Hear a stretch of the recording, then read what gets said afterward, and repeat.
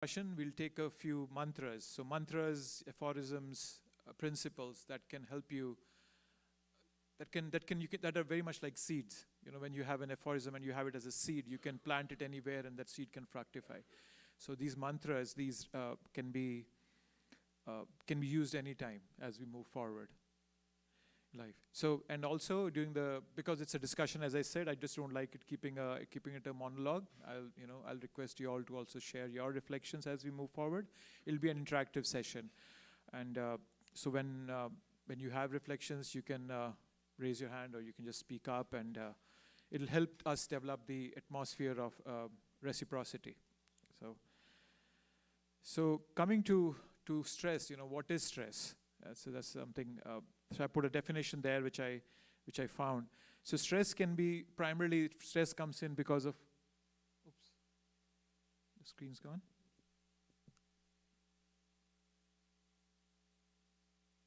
Okay, so it's when the screen comes back. So stress primarily comes because of two reasons, or it's not necessarily two reasons, but there are two basic fundamental requirements that we all have in our lives. Right? So one is sustenance. Right? We need to sustain provision of food, air, clothing, etc. So, and then there is protection. So that's another requirement of ours. Protection from external threats, extreme heat, cold, some near or dear one passes away, or somebody doesn't like you, somebody insults us. So those are some things that we seek protection from. So these are the two basic fundamental requirements for our survival in this world. And the body has a complex network. And it has a complex network by which it reacts, it responds to these situations. Okay? And let's look at some examples. Let's look at an analogy. Let's think of, many of you might have come to this place in a car, right? I'm guessing, right? So let's say, so what's your name? Sai? Okay, so let's say Sai came in his car and he parked it right in the front, in the parking lot there. And who else? What's your name, sir? Atul. You also came in a car? So we have Sai and Atul. They both came in a car here. And so what happens is I'm speaking here. Suddenly we hear a loud sound outside, a screeching sound, and there's this big bang, as if a car has struck another car. So what happens to Sai? Sai, the first thing Sai will think, was it my car? Could it be my car? So what does Sai do then? What do you do, Sai? And when this happens, when you hear that sound? So you'll go and check. What is your reaction? What is your body telling you? What's going on in your mind at that time? Could it be your own car, right? So it could be your own car. It could be, so you'll run to the window and you'll see your heart is palpitating and you're sweating and just freaking out that, oh my God, my insurance is going to go up and so forth. So that's a stress reaction right there. But the moment Sai goes to the window, he sees that's not his car, that's Atul's car. So now what happens to Sai? Now he's relaxed. He's no more, state of anxiety. There is no stress anymore. And the stress has passed to Atul now. Now it's Atul's car that has been hit hard. So now Atul is in a state of anxiety, in a state of, his heart is palpitating. There is stress because now it's his car. And that's what happens in this world. There's a verse in the Bhagavad Gita in the 2nd chapter, which tells us how this hierarchy of this reaction of stress happens. It says, it's 2nd chapter, verse number 62. Sanga sanjayate kaman krodho abhijayate. Krodho bhavate sammoham bhavati. I forgot the last one. Well, let's go to the first one. Sanga sanjayate kaman. So the moment we have an interaction with something, it causes that desire, it causes that connection. So the moment I think it's mine now, so then when it says it's mine, there the connection has happened, and now it's kind of a part of my life now. So when Sai bought that car, now it's his. It's mine. So it's me and mine. The whole concept comes from me and mine. So the origination of stress comes from the concept of me and mine. The moment I connect with it, it becomes a source of stress for me. But the moment I realize it's not my car, it's Atul's car, the stress goes away on my hand. So that's the way the stress works in our life. And let's look at another analogy as to how stress happens. Let's say you all must have watched a movie in a movie theater, right? So what happens when we go into a movie theater especially? Any thoughts on that? You all must have been there. Tell me, what happens when you go to the movie theater? What's the first thing that happens there? Anybody? Yeah, comfortable seats. You find a comfortable seat. Then what happens next after you find a comfortable seat? Oh, you all have watched a movie in the theaters. What happens? Tell me. Yeah, popcorn. Yes, that's very important. Yes, you get a popcorn, you relax. Kind of then you're getting in a mode of relaxation. So then the first thing is happen, the lights go out. Okay? And then the projector starts and there's a big screen right in front of you and that lights up. And now you all must have been in movies where you have, connected yourself with the characters of the movies. The character dies, you feel sad, a character is mistreated, you feel angry. But then when the movie ends, the lights come back again and you realize, oh, this is just a movie. But there is a thought that lingers in your heart. But that kind of connection happens even in a movie. So what our mind is doing is making us feel that it's like it makes a connection with it. So as I was saying, the second verse of Bhagavad Gita is what teaches us that the moment we have that connection, then that's the source of stress for us. So anxiety, stress, all that is happening. So many things happen when we watch movies. Somebody dies, there's somebody falls in love, and so on and so forth. But all those bring out a sense of a reaction. So our body generates a significant amount of energy to counteract that particular situation that we are in. So that's basically what stress is all about. So I gave you a couple of examples of stress. Now let's just look at what are the sources of stress in our day-to-day life. And you all must have one or the other out of all of these that cause that stress in your life. The first and foremost is the urgency addiction. I have that so often. Procrastination. We procrastinate till the last moment. We are trying. We just don't pick up the challenge as soon as it comes to us, or we don't even divide it into small parts. We just take it as okay. I'll wait till the last moment when it comes, and that becomes a source of anxiety for me. I do something and then I'm fretting about how well did it happen. So a big condition, a source of stress is an urgency addiction.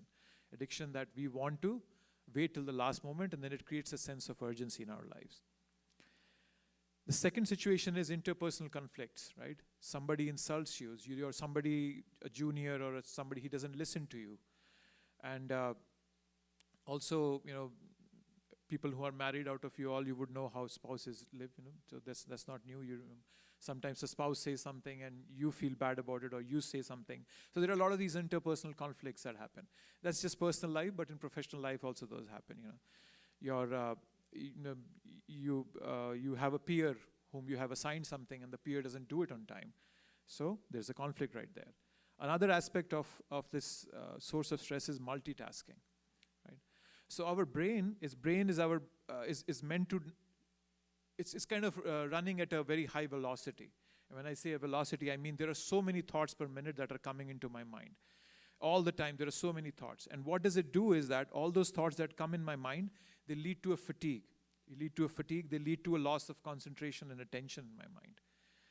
And because of those tremendous amount of thoughts that are coming to me 24/7, and because my mind is not meant to be multitasking, whether you believe it or not, our mind is not meant for multitasking. A controlled mind, a well-controlled mind, what the well-controlled mind can do is, it can keep its thought on keep focus on one single thought for a very long period of time. That's what a controlled mind can do, right? Modern man, like me, like many of you, all of you practically, we suffer from the worry of too many tasks at hand, and we are trying to do them simultaneously, which is a big challenge, which is not, first of all, it's not possible because our mind can only focus at one thing at a time. So if you're multitasking, then obviously we're not giving our best to anything. So the multitasking is a big challenge.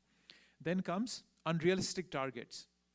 Unrealistic targets mean, there are, like you can see there, like a baby trying to pick up a big heavy weight, right? So companies nowadays, they offer fat salaries to employees, lots of fat salaries, but then they expect them to work three times what they're doing. And you might see that nowadays in a corporate culture, you have a gym at work, you have probably a pool table, a table tennis table is around there, and so many amenities. And sometimes you feel that, oh wow, my company is really treating me nicely. It's not treating you nicely. It's just expecting you to work more. That's all. With all that amenities that the company is providing, like for example, at my workplace, you even have a car cleaning center in the parking garage. You can fill air in your tires, you can clean the windshields, you can vacuum your car interior. So they just don't want you to go home. That's practically what they're doing, what the companies are doing. They're setting up these unrealistic targets, and then they want us to work more than what we are supposed to work. So such unrealistic targets are another source of anxiety and stress in our lives. Then comes overexertion, right? So sorry, unhealthy competition. So unhealthy competition means where you are, where you just in the moment, you think that I have to usurp a position or usurp a project or come up better in that, and that causes this unhealthy competition that I'm ready to do anything. Let's say for a promotion, I'm ready to do anything for that. So then I try taking shortcuts, and then I don't value the contribution of other people, right? As they say that, you should give credit wherever credit is due. So you never lose credit by giving credit wherever credit is due. But then we avoid that because of these unhealthy competitions. And because of these unhealthy competitions, all these sorts of stressful conditions come up in my body. Overexertion, right? So we all have a limited capacity for physical and mental endurance. Right? That capacity is limited. That's only we can exert. But then, as today's fast-paced consumeristic society, we are expected to work more hours. And I was just reading, I think, there's a lot of news coming out about Elon Musk, that how he wants his employees to sleep at work, and then he recently took over Twitter, and there was a news where he immediately said all have to come back to work. And that can be a stress for many people, because now you've been working from home for more than 2 years, and suddenly a new boss comes in and he says, oh, no working from home. So these overexertion that happens, that causes a lot of that stress for us. And last but not the least, which I can't talk much about, I can talk enough, and that wouldn't be much, is what we eat. Right? What we eat is a source of anxiety, it's a source of stress for us. And primarily, as you know, that you become what you eat. Right? That's a very common cliched aphorism, that you become what you eat. Many of food, they increase cholesterol in your life, in your body, and that can cause several diseases in your body. So, eating non-vegetarian food is a source of, cholesterol, and many other harmful chemicals are released in our body. And being a scientist, I have some basic understanding as to how the human body is not meant to eat meat. If I give you some physiological differences, so we as human beings have a very long intestine. The small and the large intestines that we have, they are very long. And so when we eat meat, but the meat, it's releasing so many harmful chemicals at that moment, that if we have a long intestine, those harmful chemicals will also be dissolved. That's why a tiger has 1/3 the length of intestines in our body, in the human body, because a tiger is meant to eat meat. And there are many other differences in comparison. I just gave you one. But then whatever we eat, we become that. So we are not designed to eat non-vegetarian food, but when we exert that stress on our body, there is a harmful side effect to it. Right? Our digestive system reacts in a disorderly way because of the misuse that's happening. So these are the sources of stress. So now let's look at some aphorisms, some mantras that we can pick up, that we can take home and think about. So there was a book written by Stephen Covey probably in the 1980s somewhere. It was called The 7 Habits of Highly Effective People. And he presented a concept of these 3 circles, as you see in the picture there. The circle right in the center of it is the circle of control, right? What can I directly control? That's the circle that comes into the right in the center, right? And Stephen Covey, he gave the concept that there are 2 kinds of people, and we all in this world, you can divide those 2 people, or divide everybody into those 2 categories primarily. So there is one set of people who are proactive in nature. Okay, they are proactive, that they do their things on time, they plan, they organize, and they are very much in the circle of their control, right? So circle of control, yes, that's in the center. So whatever is in the circle of control is what they know where to focus upon. So those are the proactive people. But then there's a bunch of people who are reactive in nature, right? So they're always late for whatever they're trying to do, right? And they always maintain this attitude of victimization, of attitude of blame in the they always say that, oh, I am being mistreated. But they don't realize that what they have been doing in their lives, they have been just reacting to situations. They have not been responding to situations. They are not proactive in nature. So what happens is that because they have not been proactive in nature, the circle of control shrinks for them extensively. It becomes very, very small for them, right? And then if you notice that there's this the red colored circle, and then there is this orange colored circle, a dark orange color, which is the circle of influence, where we can do something about it, right? But then there's a third circle, which is a beige color, which is the circle of concern, which we can't do anything about, right? Which we can't do anything about. But because we are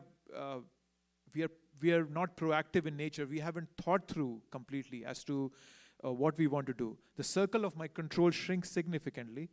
The circle of influence is also significantly reduces, but what increases is the circle of concern. My circle of concerns increase significantly, right? So let's just look at it. So what is under my control? So let's just look at a few things. What are under your control? Can you name a few things? What are under your control? What would you put in that red circle that's in the center there? Anything, any of your thoughts? Anger? Okay, yes, that's a good point. I can control that. What else do we have in our controls? And the more I think about it, the more I realize there's very little under our control. I realize that even my own body is not under my control. I eat food, but I don't know how I digest it. Yes, tell me, what else is under our control? Anybody? Our reactions? What do you mean by reactions? Like which reactions?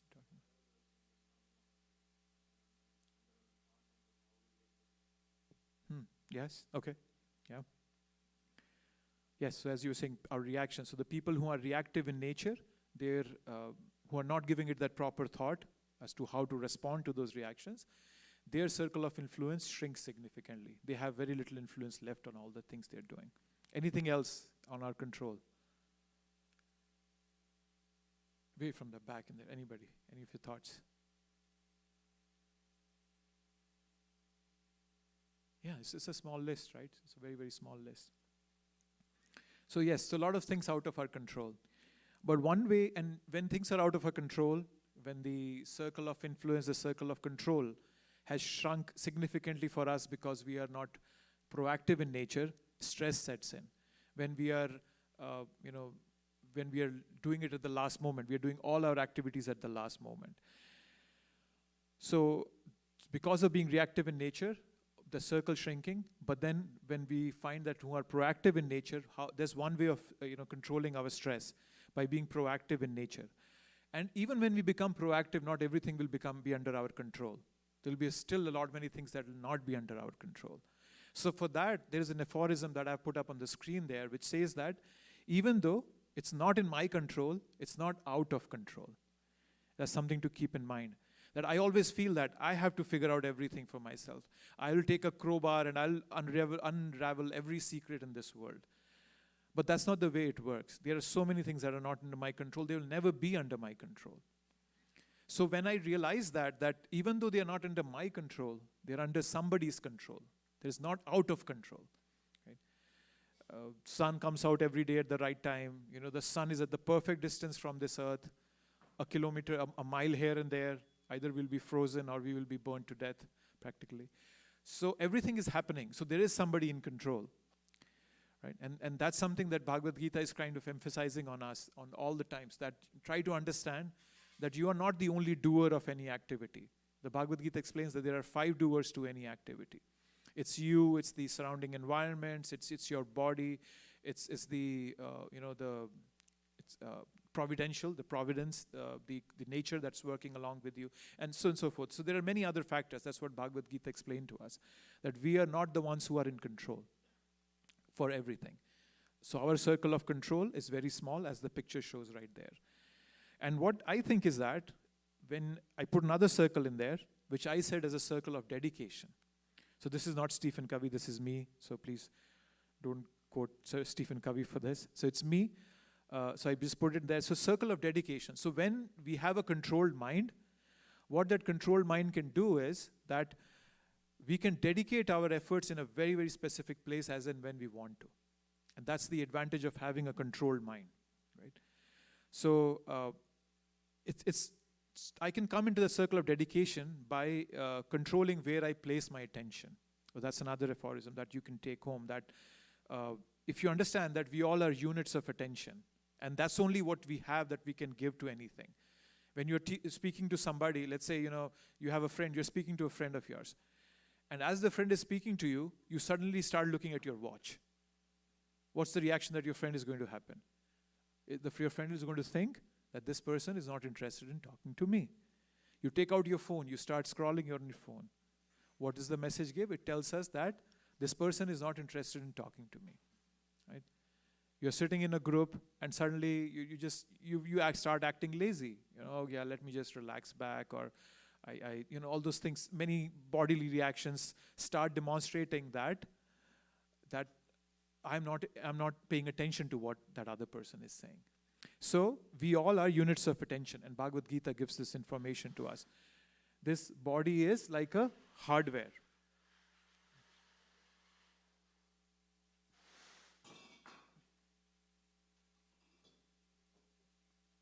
So the information coming from Bhagavad Gita is that our body is like a hardware and our mind is like a software, right?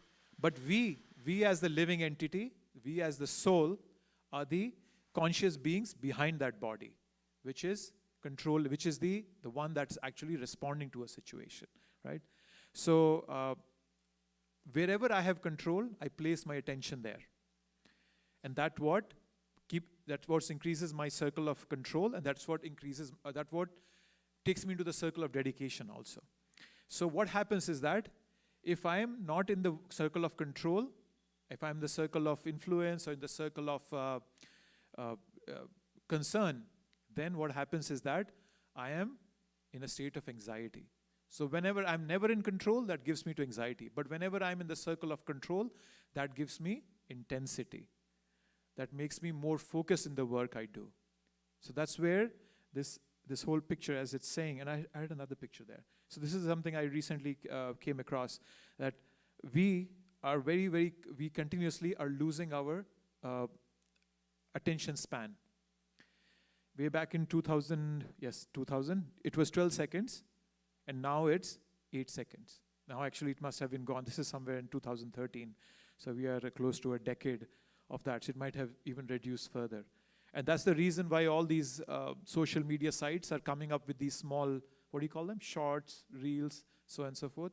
Because our attention span is so short now, we cannot look at videos that are 5 or 10 minutes long. We want something very titillating to our senses, which is quick and short. That is why you have these short videos coming, few seconds, less than a minute. Because those media sites are trying to catch our attention. And that's how they do it, by trying to make it short and make it attractive as much as they can. So wherever our attention goes, our energy flows. That's a mantra that you can take home, that wherever my attention goes, the energy flows. So the power of the point of power is always in the moment, in this moment, right? You can think about the future, you can think about the past, but you can't do much about it. And that's a big source of anxiety and stress for many people, because we always are thinking about what's going to happen. And my mind can conjure everything that can happen in the future, right? I'm sitting here, somebody might steal my car. My mind can conjure that. But a mind that is controlled and focused can tell me that no, there's nothing to worry about, and just be in the present, because everything in the present is okay. The reason I'm either thinking in the past or in the present or in the future or the past, is because everything is okay in this moment, right? So being able to discriminate what's under my control and what's not under my control, by making that discrimination, what we can do is we can practice, come to a point of satisfaction, come to a point where we are no more under stress, right? So bringing my attention to the present moment is very, very beneficial for us, for our well-being, for our physical as well as mental and emotional well-being, right? By being connected to doing the right thing at the right moment, puts me in a state of satisfaction. So that's one aspect. Okay, there is what's not in my control is in somebody's control. It's not out of control. And wherever I put my attention, that's where my energy is going to flow. So attention goes, energy flows. Let's look at something more. I hope you all have been in a train journey. You know? Most of you look like you're from in India or some parts where trains are very common and frequent. So our life, and this you might have heard this aphorism, it's a very cliched aphorism, that life is like a journey on a train, right? And there are a lot of these stations that come into our way. Obviously, we don't get down on all of those stations, right? So we let the train keep going from one station to another. And if you're on a long train journey, let's say in India, I remember many years ago, I was on a train going from Delhi all the way to, I think it was Kerala. So it was a long train journey.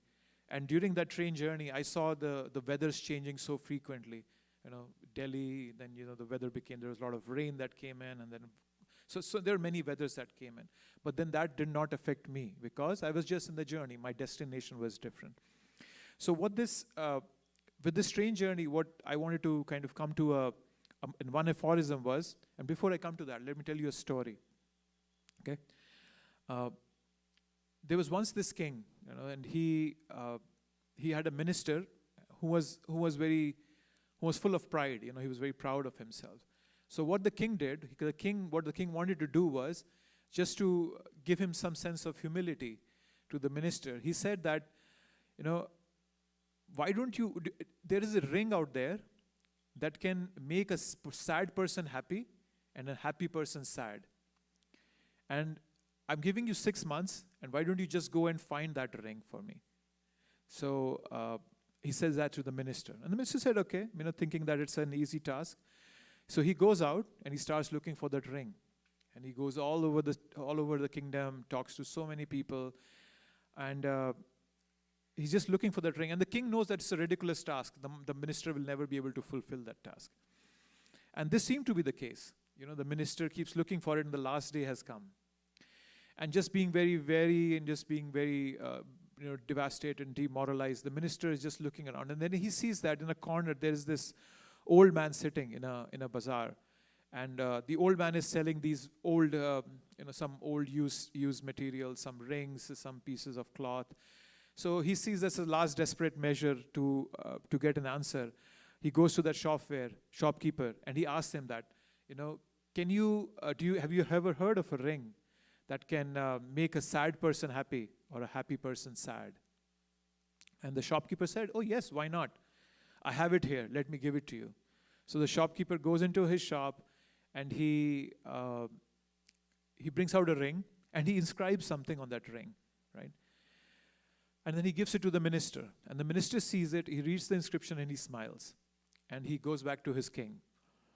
When he goes back to his king, the king asks him, thinking that, oh, now the minister has failed, and this must have humbled him enough. And so he asked the minister, have you found that ring? And the minister said, oh yes, my king, I have found that ring. And he gives that ring to the king. And the king reads it. So what it said was, this too shall pass. So that's another aphorism that I wanted to bring out here, is that this too shall pass. That we are going through so many stations on the journey of our train, and all of them are passing through, and I'm not stepping to any one of them.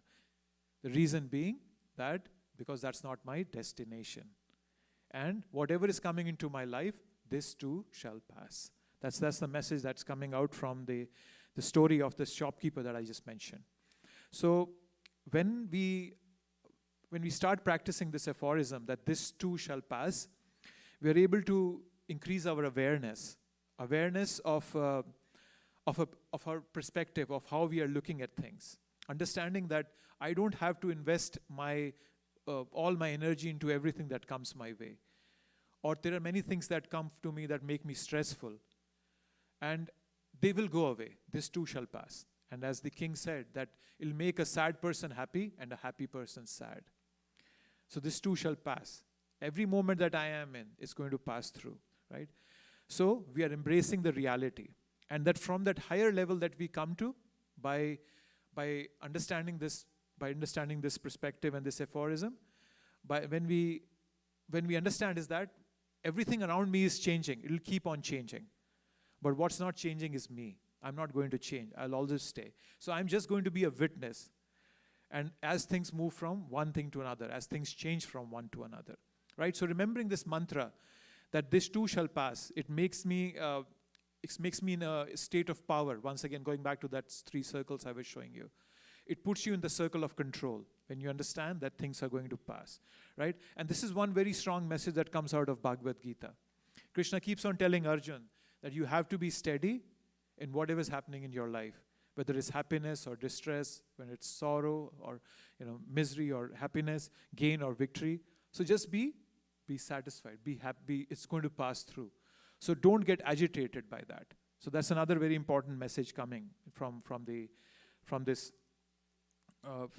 Bhagavad Gita, and trying to counter stress for us, looking at life as a train journey. And as we see, when you see it all around us, right, there are so many animals that have been just living around. You just imagine that, if let's say you're sitting in your garden, and the garden is full of, there are so many earthworms that come up, and you look at them, and the earthworms are happy living their lives, just kind of wobbling around in dirt. And if you could have a hypothetical conversation with a earthworm, and you ask him, that this world's been in a tailspin for 2 years. There's been COVID that's going on. And what will the earthworm say? I don't know. I don't care about it. What's happening in this world? So this earthworm is kind of just oblivious of what's happening in the surrounding. And when I develop this attitude that this world is going to move in a certain way, and I have not much control over it, and then this too shall pass, then it puts me in a state of satisfaction and in a state of comfort. I'm no more in a state of anxiety by doing that. Okay? So, and as we know, what would you say? So whenever there's something that I want to happen, or I want to do, but then it never happens according to it. So that's what is called as misery. That's what it's called as misery.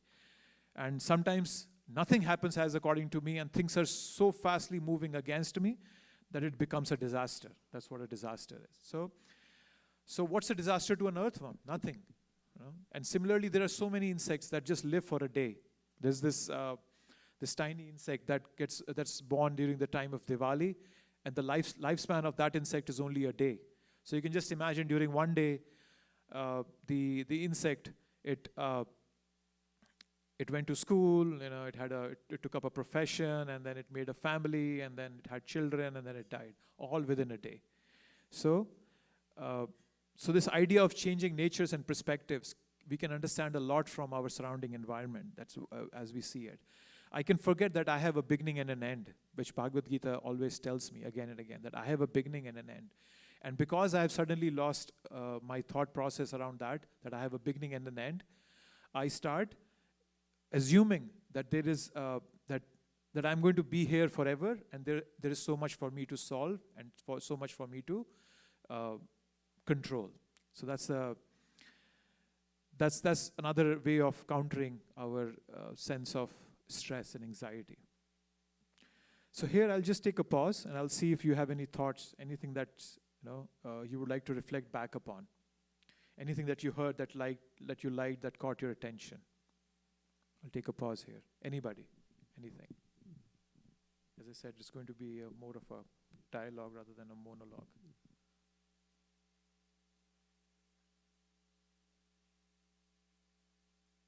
Anyone? Anything that struck you? Anything that struck a chord with you? Anything you want to take back home? Anything that you think is going to be of value to you? Anything?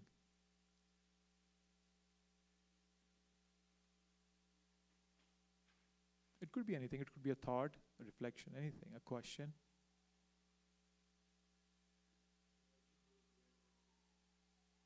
Yeah? Energy goes wherever we think, wherever we put it. Attention goes wherever energy... where attention goes, energy flows. Yes, that's a good thing. Anything else from anyone?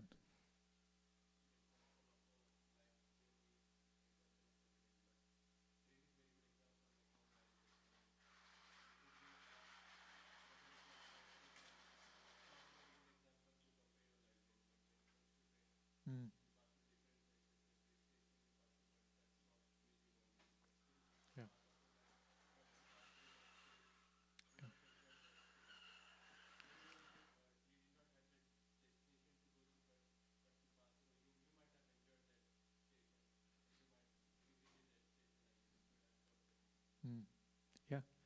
Yes, thy life is like a journey, and this too shall pass. Whatever stations come, they shall pass, because our destination is different. Anything else from anyone? We have, I think, a couple of more slides before I... Okay, I think so. Let's move on to the next thing. Okay, satisfaction. Now I put a picture of a banana that's looking into a mirror. Even though it's a perfectly ripe banana, it's a good banana, but then it's think that it's overripe and it has a lot of blemishes on its surface. Right? So we can, as I was saying, right, we can create an awareness, a perspective of what our circle of control is, by not trying to think either about in the future or in the past. But then there's another aspect of it, that we can look down upon ourselves by so many things that are happening to me. I'm not good enough. I was not able to do my job properly, or I'm not a good friend. I'm not a good, a good boss, or I'm not a good subordinate. My mind can present so many scenarios in my life. But then, as it's put there, satisfaction is a decision. So it's not that satisfaction comes naturally. It might, but then Bhagavad Gita says that satisfaction is more of a discipline that we bring into our lives, right? And satisfaction is an emotion, for sure, but then it's also something that we can cultivate, something that we can bring up. We can consciously take up a decision to be satisfied, right? And one important factor of being satisfied is to have a sense of gratitude.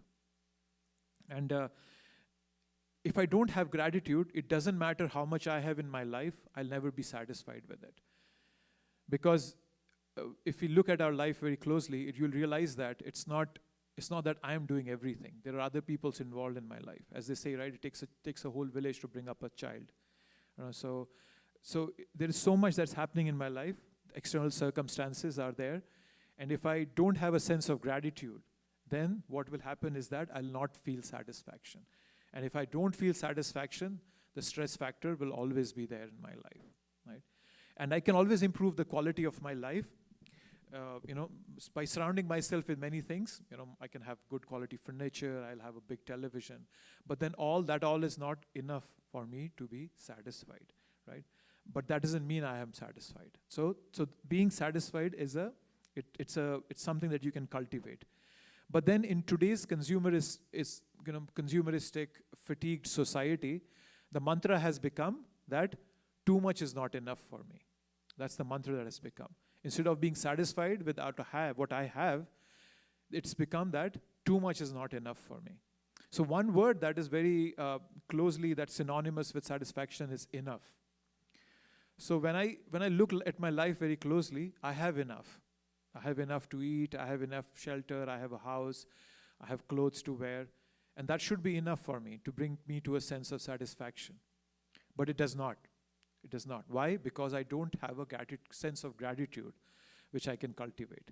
And I may have millions in my bank, but then there will always be somebody who has more millions than me. And that is going to be a sense of frustration and stress for me. That why don't I have that much? I might have 1 billion, somebody has 10 billion. So that sense of gratitude, the lack of gratitude, the lack of satisfaction, it leads to a state of stress in our lives, right? So when we cultivate this sense of satisfaction in our life by having a sense of gratitude for whatever is happening to us in our lives, whatever is coming to me in my life, and we don't have to do big. We just can start with very small things. Probably somebody cooked a meal for you today. Somebody complimented you for something that either for your dress or for some work that you had done. So being in a state of gratitude for those circumstances that are happening to you brings a state of satisfaction for us, right? So point comes again back. I'll take you to the point of being in the moment, right? So when we are in the moment, when we are in the zone of control, then we are in a state where we can look at things as they are happening to us. And by looking at those things as they are happening to me, I can have gratitude, have a sense of satisfaction towards all those things that are coming into my life, right? So that's about satisfaction. Okay, let's see. Awareness, there's another aspect that's brought into here. So one thing that Bhagavad Gita teaches us, that in the 13th chapter, Krishna tells us that there are 20 elements that open up to us to knowledge and to awareness. And the first of those two are humility and pridelessness, which both, as you would understand, have a relation to being in a state of gratitude, being in a state of satisfaction, right? So it's okay for me to not know everything. And that's what gives me a sense of humility. Being aware that not everything is something that I can control. Being aware that I cannot understand everything. It's not that I'll take a crowbar and I'll open up every secret in this world. No, that's not going to happen, right? When we come to a sense of helplessness, that's the other word that goes with satisfaction. So I said the first word is enough. And the second word is helplessness. So when we get the sense of helplessness, paradoxically, it puts us in a state of content. It puts us in a state of satisfaction. When we understand that we are helpless, we are not the ones in control. There is some others that are in control. And how do you come to that state of understanding that, satisfaction and understanding that state of helplessness, bringing it into our lives? So one way is, as Bhagavad Gita explains us, is to understand, to have a perspective of how this hierarchy of this whole scenario, how it is working. So we have our senses. So senses, as you will note, that we have our ears, eyes, we have our mouth, we have nose, all of them very conveniently gathered around my face, my head. And with these senses is what I interact with this world. And then these senses take the information to my mind. And from my mind, it goes to the intelligence. But above all of these three hierarchy structures comes me. Me as a living entity, as a soul. That's where it comes. So eventually, understanding that this sense of awareness comes when we know this hierarchy and how it's happening to us. This gives us a sense of perspective. And this gives us a sense of awareness when we understand that there are senses that are interacting with this world, and they're giving something to the mind. And then this mind is bringing it to the intelligence and eventually to me, the living entity. And this description comes from Bhagavad Gita. And when I understand that this mind is not me. Many times we always feel that whatever the mind thinks is me. No. Understanding that this mind is different than me. His mind is more like a person sitting in me, another person sitting in me. And then based on the conditioning of our mind, people reject or accept things, right? So, but by deliberate and spiritual intelligence, as Krishna is mentioning us in the Bhagavad Gita, by developing a sense of intelligence, spiritual intelligence, we can come to a point where we have the wherewithal to accept things that the mind is giving to us, or sometimes not accept it. Right? You all must have seen a conveyor belt. Like a conveyor belt is always giving out so many things, but then we can train our mind not to pick up everything that's coming up. Right? Sense of enough. That okay, it's enough. I don't have to pick up that's everything that's coming, what my mind is presenting. And that by doing that, by this deliberating on it, it gives us a sense of discrimination. In Sanskrit, it's called vivek. It's a sense of discrimination.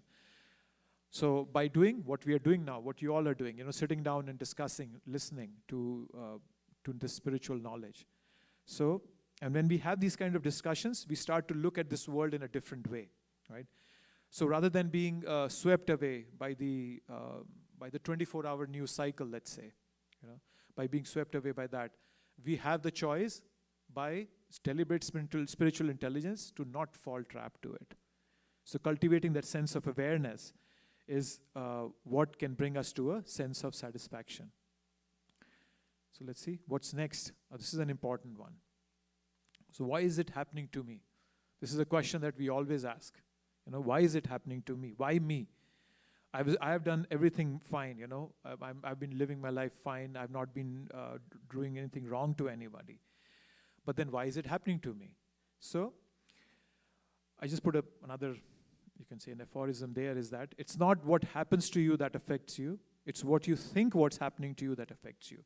So there was this German philosopher, Hegel, and he put forth a very interesting concept. He said that that freedom is developed by discipline. Freedom is coming from discipline. That sounds very contradictory to us. That How can we get freedom? By being in discipline. It's very much like a child going to school, right? So when a child goes to school, the child learns discipline, but then he or she gets the freedom to act in this world with that discipline that he or she has created, right? So this introspective meditation that we go through, that helps us come to a position of understanding why is it happening to me, right? To give you an example, has anybody of you been to Muir Woods in California? Anyone been there? It's a beautiful, beautiful trees there. It's a forest. It's a national park in California. And I was there a few years ago. And one thing that just stood out and I'd kind of stuck in my brain from there was that they had a plaque there which was telling us the benefits of fire. And now you would find that very, very contradictory. You're sitting in the middle of a forest where the whole the status quo, the environment is of peace and calm. But there they're talking about fire. How does fire help you? How does fire help the forest? So what it said was that the fire it opens up the canopy for more sunlight to come in. There is more nutrient-rich soil that comes up for the trees. So fire is good in that sense. So what it teaches us, what that kind of left me with a sense of realization was that there is a pervasiveness of reconstruction happening in this society, in this world, in this nature all the time, right? There are periods of breakdown in our life all the time. But then it's not necessary that those periods of breakdown will always will take us downhill. That's not always going to happen. Those periods of breakdowns can actually, the universe trying to reconstruct your life for something better, right? So universe is always conspiring to give us the best. Right? So if we have this concept in our hearts, in our mind, that the universe is never kind of trying to, there's nobody out there who's trying to condescend me, who's trying to hurt me. That's never going to happen. That's never happening. This universe, on the other hand, is trying to push me through this period of breakdown so that it all comes back to a reconstructive unity. It comes back to, whenever our life does not go according to the normal course of action as we want it, our life is becoming whole. It's becoming better for us. So a major source of stress and anxiety in our life is that there are so many things that are being bombarded to us, and we are asking a question, why is it happening to me? Right? And we all feel that, I'm introspective, and I'm self-aware. But then you will be surprised to know that the question why most people think and relate to introspection is not the right question to ask to be introspective, to be self-aware. The question that we all should be asking, as I put it up there, is instead of asking why me, what's the lesson for me is what you're supposed to ask. What's the lesson in it for me? So instead of why, we ask the question what. Right? And Krishna in the Bhagavad Gita mentions this, that things are going to be always changing around us. That's never going to happen, that the changes are not going to happen.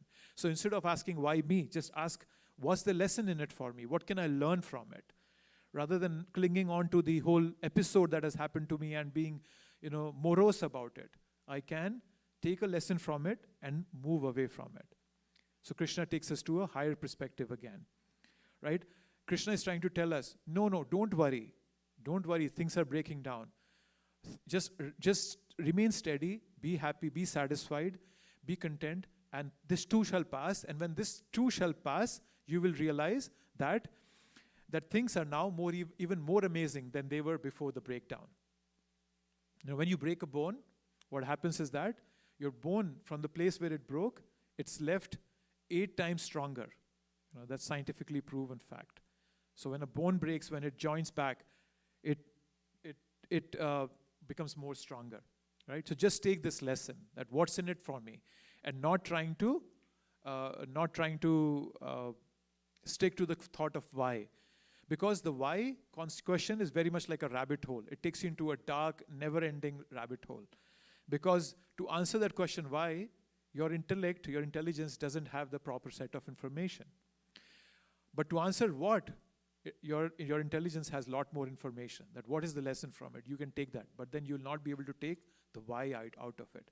So not being worried about why, just being worried about what, really brings me back to the circle of control. It makes me in control of my life. So an important message, an important aphorism to take. Instead of asking, why me? Just ask, what's the lesson for me? Okay. This is a good one. This is something very close to my heart. No dumping, drains to the bay.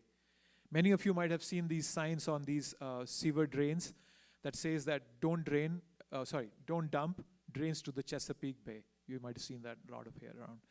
So what's the message for us in this is that we have to understand that whatever we dump into the conscious, into our heart. So what do we have? So we have drains up here. So we have 2 ears, we have eyes. So those act as drains for us. And whatever we drain into those goes into my heart, into the bay of my heart.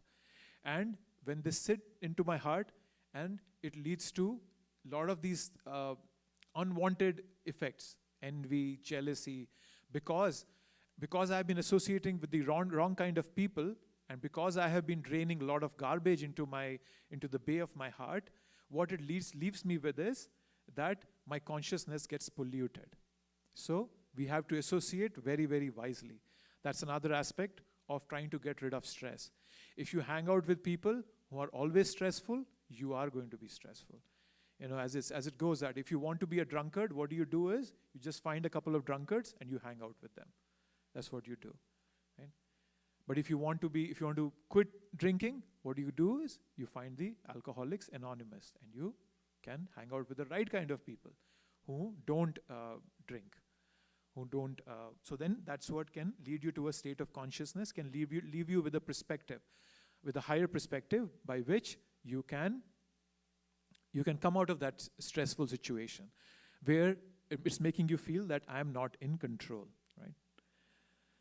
So those are some aphorisms. And now just for, I had this spiritual fitness tracker that you all can practice with.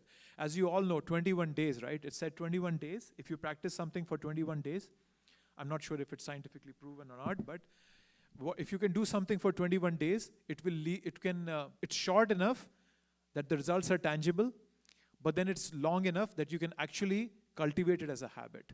That's why it's called a 21-day challenge. So there are 3 aspects that you can put in those 21-day challenge, which is body, mind, and spirit, right?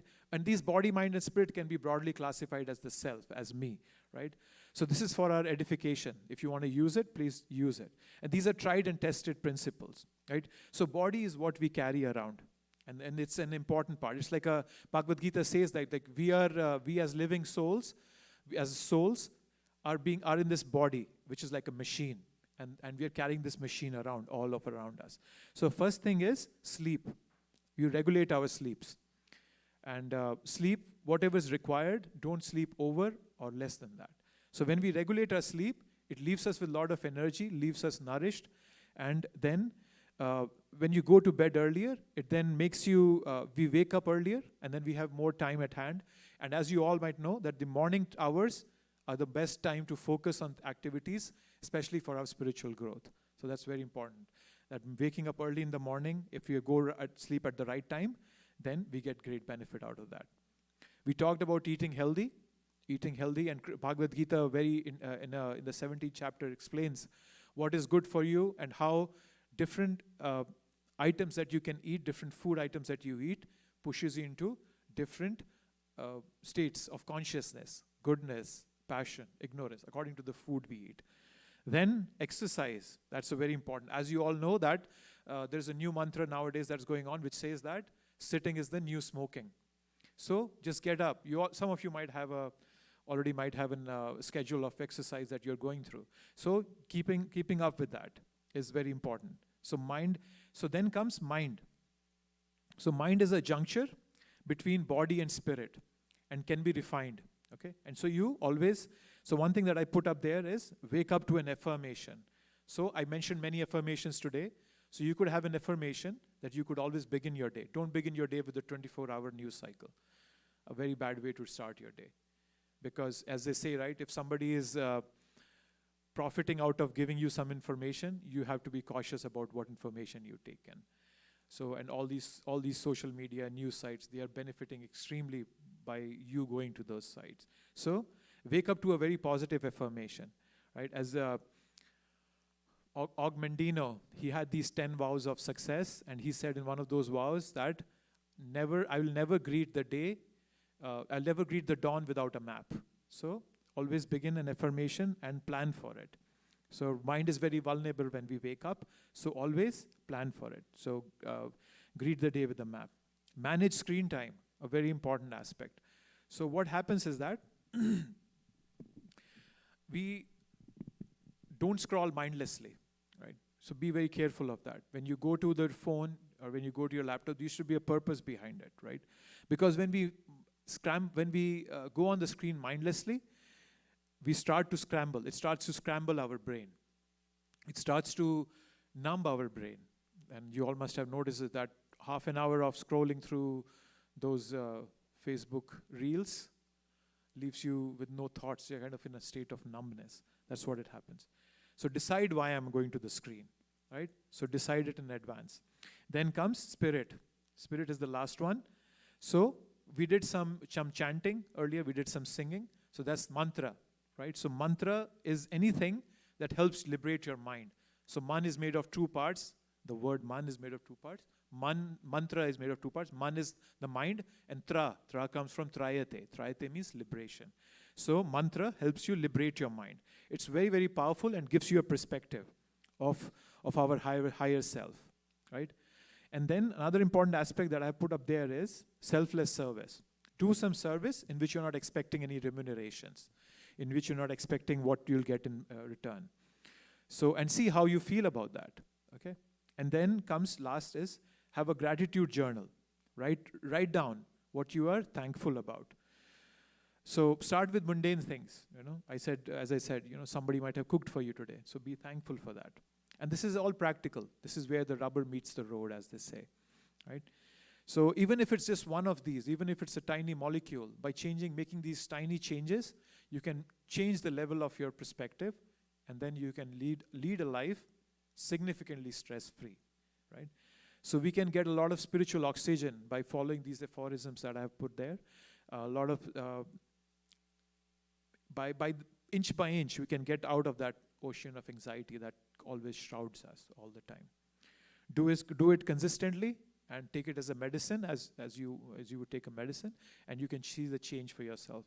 As it's always said that the taste of pudding is in eating it. So when you practice these principles, then you can taste the reduction in stress, the reduction in anxiety, and put you on a higher platform, on a higher state of a higher perspective. So I think this is my last slide here. So anything on your mind, any questions, any thoughts from here? Anything, anyone? Anything that you liked in the whole presentation?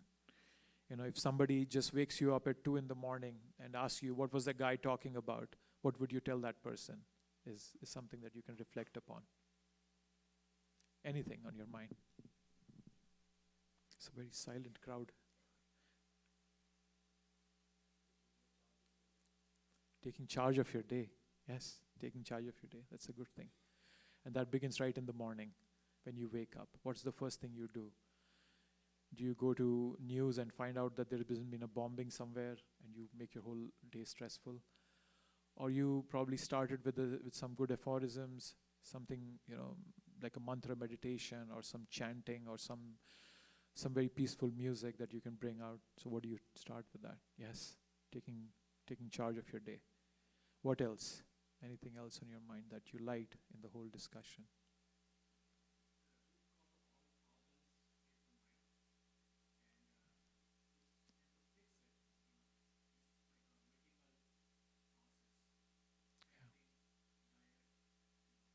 Yes. Yeah. Yeah. And I know some people that go on a news fast. Right? You mentioned diet. So diet can be food, but diet can also be what you're feeding into your mind. And a news fast is that you're just not going to go into any of the news sites. You just stop yourself from that. And I assure you, within a day, you will feel so much less stressful by doing that. By just going on a news. And I assure you, if there's anything worth knowing, It will come to you some way or the other. Either your friend or somebody will come and tell you that for sure. So yes, controlling what you're feeding yourself can have a significant impact on our lives, on the quality of our lives. Thank you. Yes, yes. It's all, the root is the mind, and we can control it. It's something that we can do by practice. Yes. What else? Anything else? Mind detox. Yes. Trying to give it the right things, so that it can lose that unhealthy things that it has been accumulating. Yeah. Mind detox.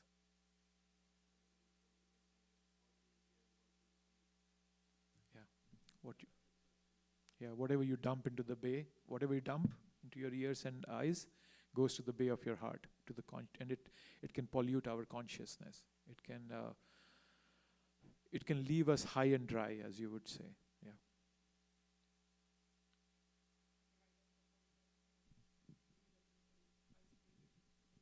Yes. Associate wisely. Mhm.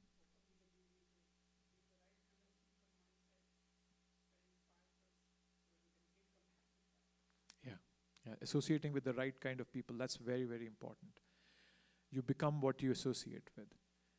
As a famous scholar said, you show me the 5 people whom you hang around with, and I'll tell you what your nature is. So yeah, we are a kind of a sum up of the 5 people we hang around with. Yeah. So associating with the right kind of people will make us in the right direction. Okay. Anything last point anybody wants to bring out before we wrap up? No? Okay. Well, thank you very much, everyone. Thank you for coming and patiently listening.